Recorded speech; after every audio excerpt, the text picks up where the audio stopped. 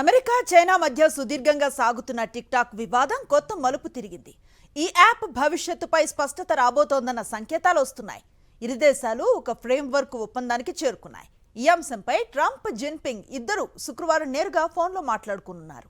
అమెరికాలో కోట్లాది మంది ఉపయోగిస్తున్న టిక్టాక్ యాప్ భవిష్యత్తు కొంతకాలంగా అనిశ్చితిలో పడింది. నేషనల్ సెక్యూరిటీ కారణాలు చెబుతూ బైట్ డాన్స్ అనే చైనీస్ కంపెనీ యాజమాన్యాన్ని అమెరికా ప్రభుత్వం అంగీకరించడం లేదు. ఈ నేపథ్యంలో మాడ్రిడ్లో జరిగిన చర్చల్లో ఇరు దేశాలు ఒక ఫ్రేమ్వర్క్ డీల్ కుదుర్చుకున్నాయి. తమ దేశ భద్రతే ముఖ్యమని, టిక్టాక్ యాజమాన్యం అమెరికా నియంత్రణలోకి వస్తే సమస్యలు తగ్గుతాయని అమెరికా ట్రెజరీ సెక్రటరీ అన్నారు. అగ్రరాజ్యం సుప్రీంకోర్టు తీర్పు ప్రకారం బైట్ డాన్స్ తన యుఎస్ ఆపరేషన్లను అమెరికాకు అమ్మాల్సిందే. అమెరికా ఇన్వెస్టర్లు లేదా ప్రైవేటు కంపెనీలు కొత్త యజమానులుగా ఉండాలి. సెప్టెంబర్ 17తో డెడ్లైన్ ముగుస్తుండటంతో ఈ ఒప్పందంపై తుది నిర్ణయం 2 రోజుల్లో రానుంది.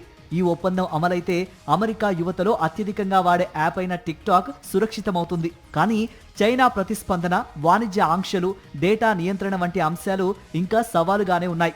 అందువల్ల ట్రంప్, జిన్పింగ్ సమావేశం తర్వాతే పూర్తి స్పష్టత రానుంది.